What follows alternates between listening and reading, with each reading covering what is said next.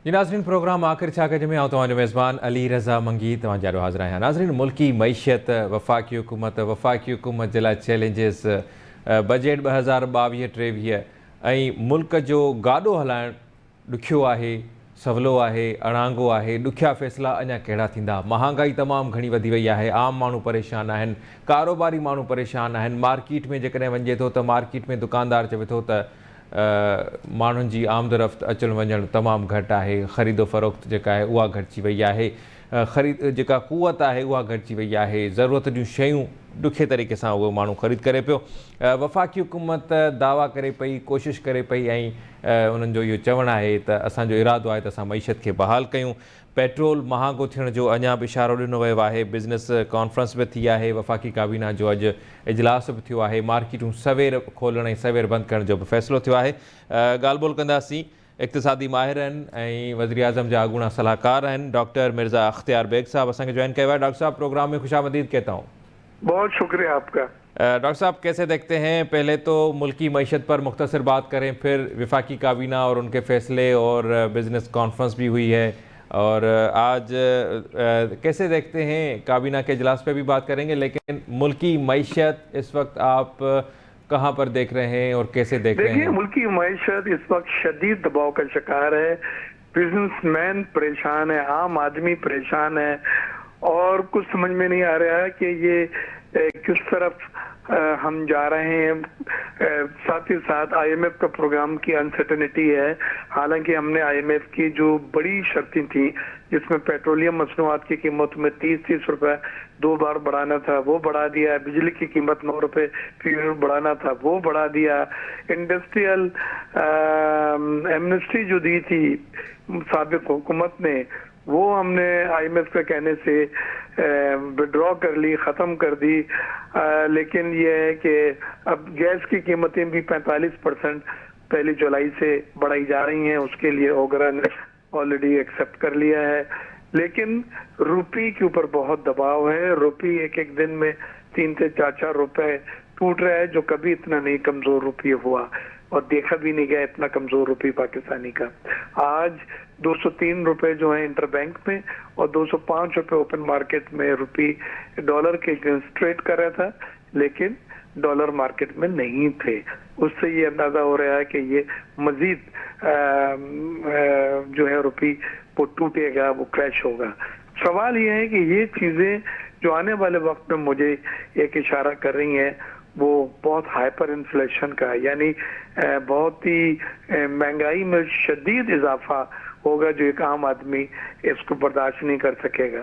बल्कि अब तो सफेद पोश आदमी के लिए भी मुश्किल होता जा रहा है कि वो पेट्रोल की कीमतों के बारे में एक राय है कि 250 से 260 रुपए फी लीटर इस महीने के एंड तक हो जाएंगी, क्योंकि अभी भी पेट्रोल की कीमतों में 28 रुपए फी लीटर डीजल और 9 रुपए फी लीटर पेट्रोल जो है सब्सिडी है, जो उन्हें खत्म करनी पड़ेगी IMF के मुतालबे के मुताबिक।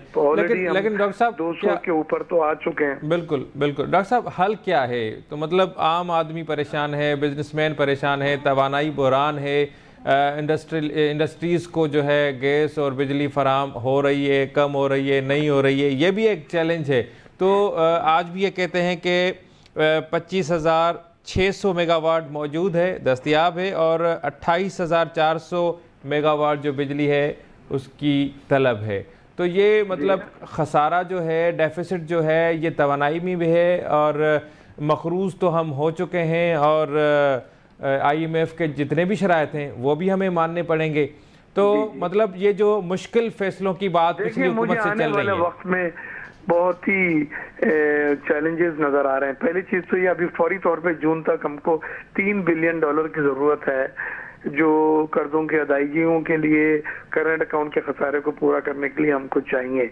हमारा इंपोर्ट जो है वो $75 अरब की मुतवक्के है, और एक्सपोर्ट बमुश्किल $30 अरब की होगी। तो $45 अरब का तिजारती खसारा है। हमारे पास जो ज़खायर बचे हैं वो $9 अरब के बचे हैं, जो बमुश्किल 1.5 महीने की इंपोर्ट के लिए काफी है। उसके बाद फिर आज भी बैंक जो एलसियां खोल रहे हैं, फॉरेन बैंक, वो उनसे 100% मार्जिन, कैश मार्जिन की बात कर रहे हैं, डॉलर में फंड देने की बात कर रहे हैं। तो हमारी माली हालत जो है वो इतनी कमजोर मैंने पहले कभी नहीं देखी। गलत फैसलों से भी हुआ।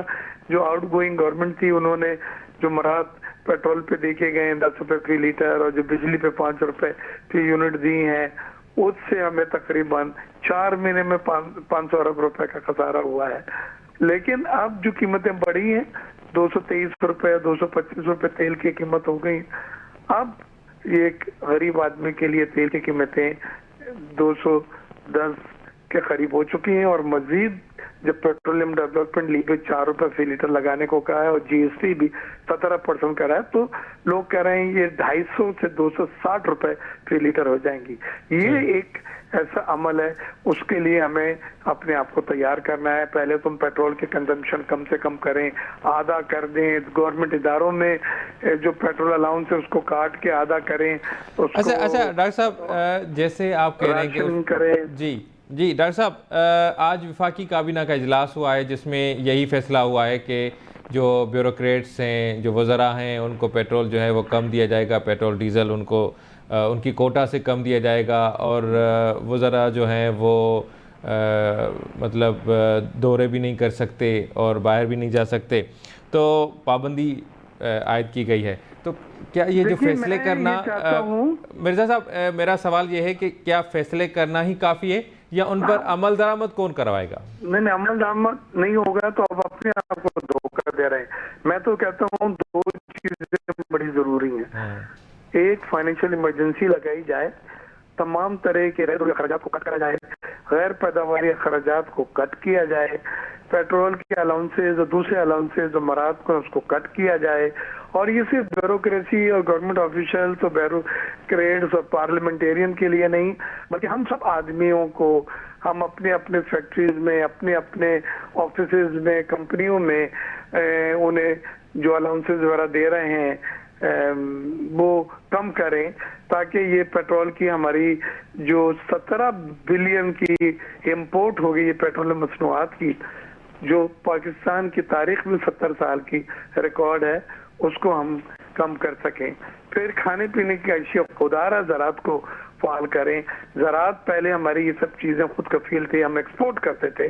आज गेहूं भी इंपोर्ट कर रहे हैं, शुगर भी इंपोर्ट कर रहे हैं, दालें भी इंपोर्ट कर रहे हैं, फर्टिलाइजर भी इंपोर्ट कर रहे हैं। और वो इंपोर्ट करके आप 205 रुपए के डॉलर के हिसाब से सस्ता कैसे दे सकते हैं? नहीं दे सकते। तो महंगाई का जो जिन्हें बोतल से निकल आया है वो इतने आसानी से भी नहीं जाएगा। हमें अपनी कंजम्पशन को कम करना है, हमें अखराजात को कम करना है और हमने कौमी मफाद में वो सब चीजें फैसले करने हैं जिससे डॉलर की कमी पूरा हो। मैंने अपने एक्सपोर्टर से भी रिक्वेस्ट की है कि जिनके पैसे बाहर हैं और वो पाकिस्तान आने के लिए ड्यू हो चुके हैं, उनको ताखिर ना करें, बाहर ना रखें कि भाई 2 हफ्ते के बाद आएंगे तो 10 रुपए में ज्यादा फी डॉलर मिल जाएगा। खुदा के वास्ते पे माँ बहुत परेशान है, हम वतन अजीज हमारी माँ है, एक डॉलर की हमें जरूरत है। हमारे जैसी बाहर एक्सपोर्ट की प्रोसीड रेडी होती है, उसको फौरन आप पाकिस्तान मंगाएं ताकि हमारा डॉलर के ऊपर जो रुपये के ऊपर जो बोझ है, दबाव है, जो कम हो सके। सही। अच्छा डॉक्टर साहब, फैसला किया गया है कि मार्केट्स जो हैं सुबह जल्दी खुलेंगी और शाम में 7 बजे तक बंद हो जाएंगी, तो अमल दरामद कौन करवाएगा? और ये अमल या ये फैसला आपके नज़र में कैसे, आप एक बिजनेसमैन भी हैं, तो ये अमल जो है, ये फैसला जो है, आप इसको कैसे देखते हैं? एक दुकानदार कैसे देखता है? अगर इस फैसले पे अमल दरामद होता है तो मैं, ये बहुत ही खुशहाल बात है। अमल दरामद होना बहुत जरूरी है। हम अपनी रोशनी के आवर्स जाया कर देते हैं सुबह आधा दिन, हमें उसको इस्तेमाल करना चाहिए। और रात में लेट तक फिर हम लाइटें इस्तेमाल करते हैं, वही पीक लोड का टाइम होता है और ये 4000-5000 मेगावाट की जो शॉर्टफॉल है उसका सामना करना पड़ रहा है। हमें इनकलाबी फैसले करने होंगे, विलिंगली या अनविलिंगली, खुशी के साथ या बेदिली के साथ। मुल्क की बका का सवाल है, ये नॉर्मल हालात नहीं है इस वक्त मंगी साहब। इस वक्त हम एक जिंदगी की डू और डाई की जो सिचुएशन है उसमें हम है। तो मैं समझता हूँ हर एक पाकिस्तानी को अपना किरदार अदा करना होगा। वो किसी सियासी जमात से, किसी मसलक से, किसी फिरके से है, हमें इस मुल्क के लिए अब खड़े होके कुर्बानी देनी है।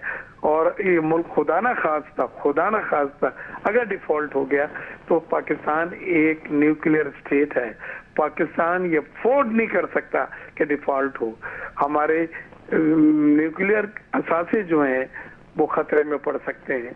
तो ये सब चीजें हैं जिस पे मैं ज्यादा बात नहीं करना चाहता, लेकिन सिचुएशन नहायत गंभीर और हसास है।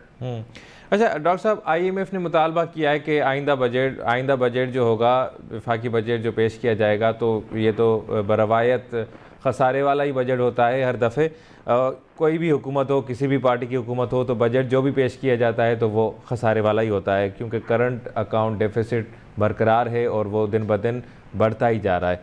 तो IMF ने भी मुतालबा किया है कि मुलाजमों की जो तनख्वाहें हैं उनमें इजाफ़ा नहीं किया जाए और जो सब्सिडीज़ हैं वो भी वापस ली जाएं। तो बजट कैसा होगा, और बजट में जो सब्सिडाइज चीज़ें होती हैं और जो इजाफ़ा होता है, तनख्वाहों में इजाफ़ा होता है, पेंशन्स में इजाफ़ा होता है, तो वो भी नहीं किया गया, तो फिर क्या हालात होंगे और कैसे देखेंगे फिर? देखिए, IMF कोई भी सब्सिडी मराद देने के फेवर में नहीं है। वो कह रहे हैं आपकी जेब में $1 नहीं है तो आप अपने अखराजात जो इंतजामी अखराजात को कम करें, और हमने उनसे वादा भी किया है। अब आप लेकिन दूसरी तरफ जब महंगाई बढ़ रही है तो आपको लोगों को 10% भी अगर आप तनख्वाह बढ़ाते हैं तो उनके मुकाबला करने की ताकत जो है वो बहाल तो नहीं होगी, लेकिन किसी हद तक चले वो आंसू पूछेंगे। लेकिन IMF को ये कबूल नहीं है। वो पेंशन भी हमारी जो फिगर इतनी ज्यादा बढ़ चुकी है कि उसके ऊपर भी सवालिया निशान उठ रहे हैं। तो हमें आस्ते आस्ते अपनी चीजों को रेगुलेट करना है। हमारा डेट टू GDP रेशो 85% बढ़ गया है। हमें कर्जों की ज्यादा लेने की जो हद है उसमें 60% GDP से ज्यादा कर्जे नहीं ले सकते। हमने 85% कर्जे ले लिए, और यही कर्जे आज वो हैं जो वबाल बन चुके हैं हमारे लिए। हमें पुराने कर्जों को अदा करने के लिए नए कर्जे लेने पड़ रहे हैं। हमारा जो मार्कअप है कर्जों पे सूद वो इतना बढ़ गया है कि वो हमसे अदा नहीं हो रहा। तो ये सब चीजें मैं समझता हूँ रॉन्ग पॉलिसीज से हमने अपने अखराजात अपनी इनकम से ज्यादा रखे और अपनी चादर से बाहर पैर फैला के हमने जीने की कोशिश की, और आज ये वजह है कि हमें लोग मिसाल दे रहे हैं कि पाकिस्तान भी श्रीलंका की तरह दिवालिया हो सकता है, जो बहुत शर्म के मुकाम है। अच्छा डॉक्टर साहब, टैक्स फ्री बजट की दावा की जाती है, दावा किया जाता है कि हम टैक्स फ्री बजट जो है वो पेश करेंगे, चाहे वो सूबाई हुकूमत हो या वफाकी हुकूमत हो। लेकिन इस मरतबा मिफ्ताह इस्माइल साहब कहते हैं कि टैक्स में इजाफ़ा होगा, तो टैक्स का जो दबाव है, जो बार है, वो क्या सिर्फ अवाम ही उठाएंगे? टैक्स कलेक्शन कम होती है, टैक्स का इस्तेमाल जो है वो दुरुस्त नहीं होता, जिसकी वजह से भी मामलात होते हैं। तो कैसे देखेंगे आप जी? इस बार 6100 अरब रुपए का टैक्स का हदफ है FBR का, और 11 महीनों में उन्होंने तकरीबन यह हदफ हासिल कर लिया है। सिर्फ 18 बिलियन रुपीस कम थे, और इंशाअल्लाह ये इस रवा माली साल जून के आखिर तक ये 6100 अरब रुपए का हदफ हासिल कर लेंगे। लेकिन नेक्स्ट जो टारगेट IMF दे रहा है FBR को वो 7600 अरब रुपए का टारगेट है, जबकि FBR 7000 अरब रुपए के लिए तैयार है। लेकिन ये 7000 रुपए लेने के लिए तमाम मराहत को आस्ते आस्ते IMF उड़ा देगा, और तमाम टैक्स की जो सब्सिडीज हैं, एग्जम्पशंस हैं, उनको खत्म करना होगा, और इस तरह से जाके हमें ये अपना टैक्स को हम वसूल करके IMF का टारगेट पूरा कर सकेंगे। लेकिन फिर भी FBR वो वाहिद इदारा है जो पिछले 3 सालों से 27% ग्रोथ दे के अपने टैक्स हदायत हासिल कर रहे हैं। और लेकिन अब जो ड्यूटी लगाई गई हैं, रेगुलेटरी ड्यूटी चीजों पे, ताकि गाड़ियां ना आए, ताकि खाने पीने की पुरताइश अशिया ना मंगा सकें, तो कस्टम ड्यूटी की वसूली में कमी आएगी और वो हमारे रेवेन्यू कलेक्शन पे असरअंदाज हो सकती है। ठीक है, बहुत शुक्रिया डॉक्टर साहब, आपने हमें टाइम दिया। नाज़रीन, प्रोग्राम जारी है, वटुना ब्रेक।